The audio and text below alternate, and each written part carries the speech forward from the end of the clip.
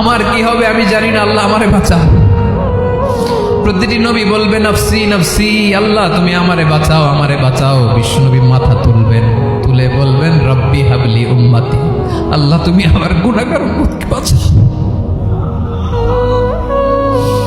বিশ্বনবী মাকামে মাহমুদে যে আল্লাহু আকবার বলে সিজদায় লুটিয়ে পড়বেন,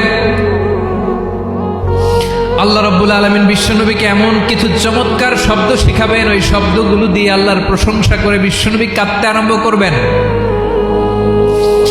বিশ্বনবী এমন ভাবে অজর দ্বারায় সিজদায় লুটিয়ে পড়ে কাঁদবেন, রব্বুল আলামিনের রহমতের দরিয়ায় জোশ লেগে যাবে।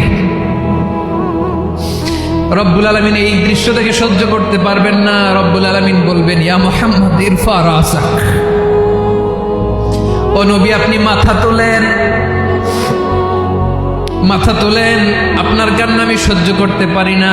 নবী আপনি